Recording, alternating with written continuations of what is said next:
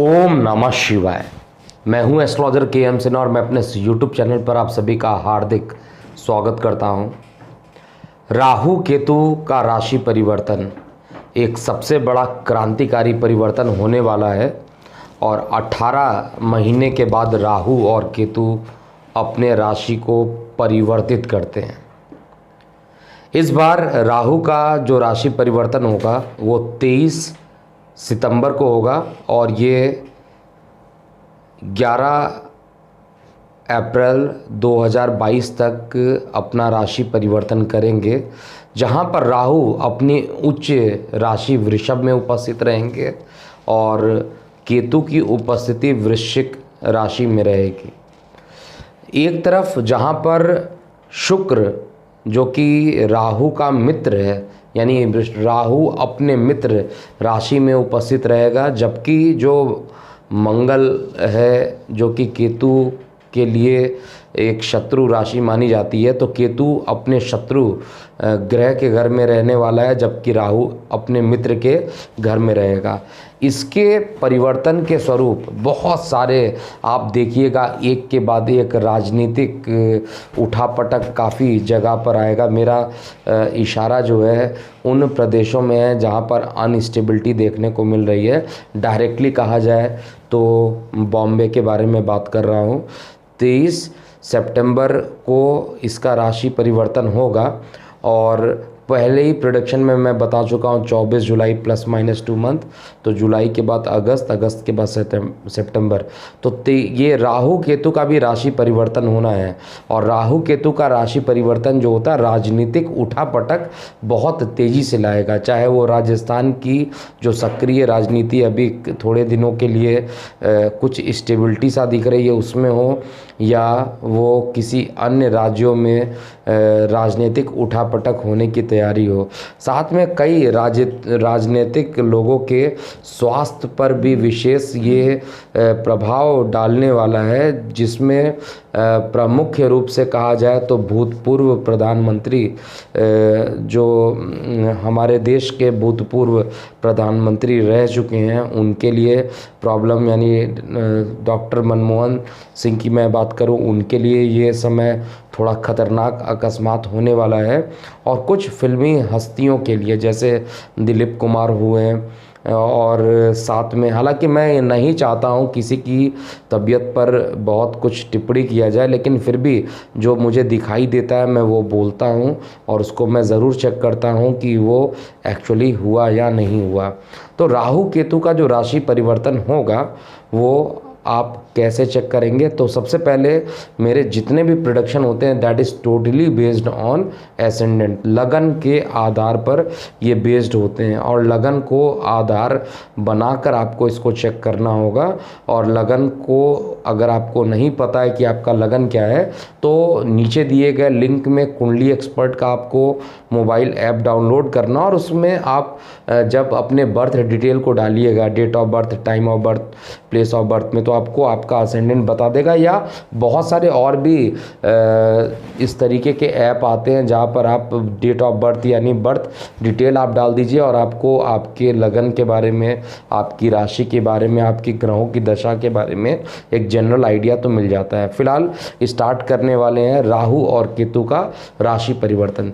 देखिए, इसको बता दूं राहु क्या चीज़ है। सबसे पहले एक जनरल, क्योंकि परिवर्तन होगा तो हमारे व्यूअर्स को ये भी पता होना चाहिए कि राहु एक्चुअली होता क्या है, क्योंकि राहु और केतु कोई जनरल कोई प्लैनेट नहीं है। जैसे अगर हम बात करें कि न्यूटन का अगर हम फार्मूला यूज़ करते हैं F = m1 m2/r², तो m1 m2 क्या होता है? मास ऑफ ऑब्जेक्ट होता है। लेकिन राहु और केतु के केस में कहा जाए तो मास जो है दैट इज़ शैडो, और शैडो का कभी भी मास नहीं होता, ये छाया ग्रह है। लेकिन फिर भी कमाल की बात है कि राहु और केतु का प्रभाव बहुत ज़्यादा होता है, और ये आप ऐसे नहीं समझ पाइएगा।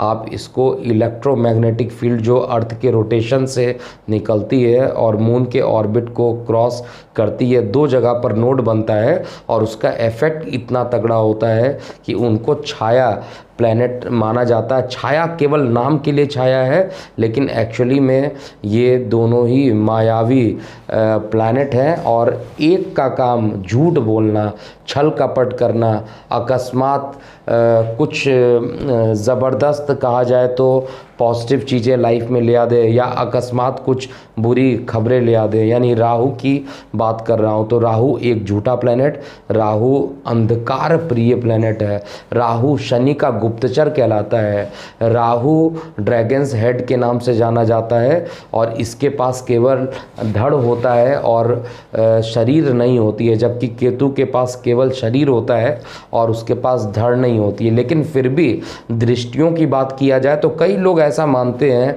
कि केतु की दृष्टि नहीं है, लेकिन जो लॉजिक होता है किसी भी ग्रहों की दृष्टि का, ऐसा ज़रूरी नहीं है कि उसके पास अगर आँख है तभी दृष्टि देखेगा। कभी कभी विदाउट आँख के भी लोग चेक कर लेते हैं कि कहाँ पर क्या पोजीशन है या नहीं है, ये आपको ऐसे समझ में नहीं आएगा। इसीलिए वेदों में, पुराणों में वर्णित है कि केतु की भी पंचम, सप्तम और नवम दृष्टि होती है, और राहु की भी पंचम, सप्तम और नवम दृष्टि होती है।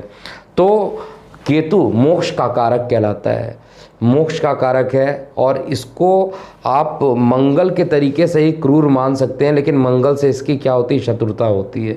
तो राहु जो है अपना राशि परिवर्तन करके शुक्र की राशि में जाएगा, और केतु अपना राशि परिवर्तन करके मंगल की राशि में जाएगा, और मंगल केतु का शत्रु है जबकि शुक्र राहु का मित्र है। तो इनके परिवर्तन से बहुत ज़्यादा चीज़ें चेंज होने वाली हैं।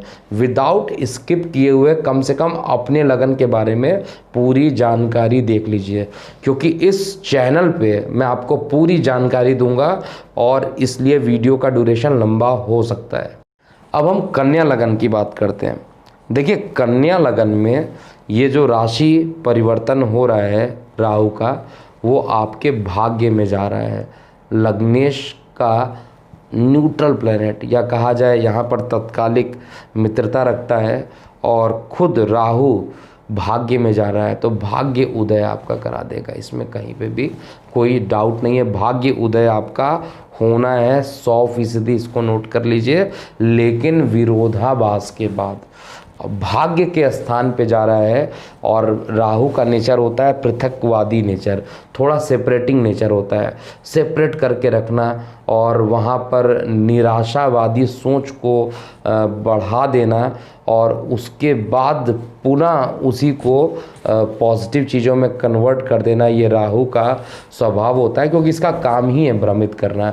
तो पिता से मतभेद की स्थिति यहाँ पर उत्पन्न करेगा, लेकिन भाग्य का साथ, रुकावटों के साथ ही सही, लेकिन पूरा होगा। भाग्य के बल पर ही आप यहाँ पर नेम फेम सब कुछ पा सकते हैं, लेकिन इसकी जो 5वीं दृष्टि पड़ेगी वो आपके लगन पे जाकर पड़ेगी, और लगन पे राहु की दृष्टि पड़ जाए तो निश्चित रूप से आपका भ्रमित रहना माना जाएगा कि आप ज़्यादा भ्रमित हैं, और भ्रमित रहने के कारण कुछ गलत डिसीजन भी आप ले सकते हैं। लेकिन एक्चुअल में 100% यही होगा या इसमें कुछ चेंज होगा, that will depend upon many circumstances, कि आपकी कुंडली में कहाँ पर राहु केतु है, बाकी प्लैनेट कहाँ पर हैं, उनकी दशा कौन सी चल रही है, इन सब को लेकर जो फाइनल होगा वो इसका आधार बनेगा। इसके बाद जो राहु की जो 7वीं दृष्टि पड़ेगी वो अपने परम शत्रु पर पड़ेगी, तो छोटे भाई बहनों से नुकसान की स्थिति हो सकती है।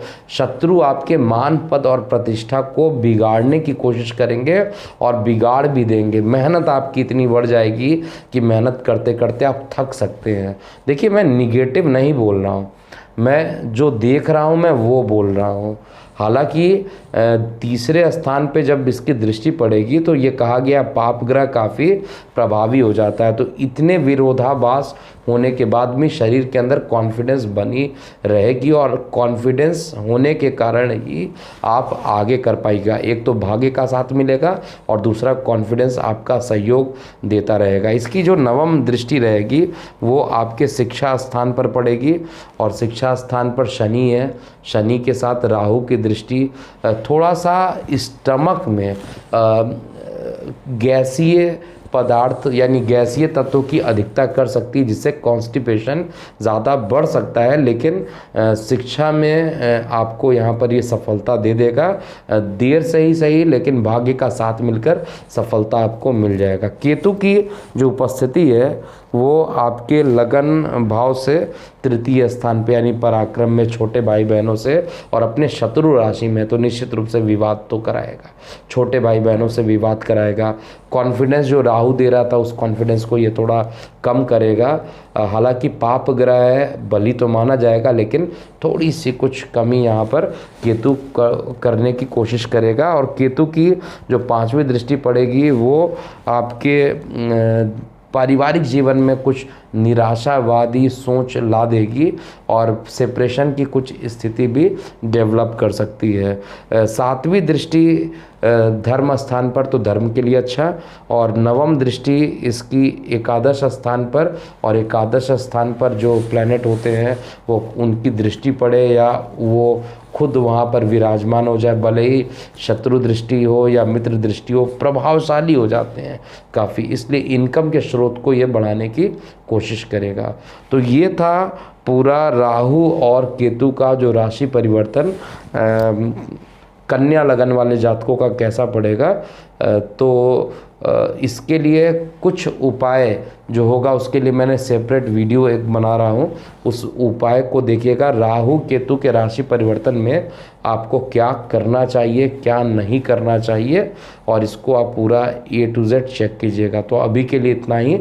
मैं हूँ एस्ट्रोलॉजर KM सिन्हा। ओम नमः शिवाय।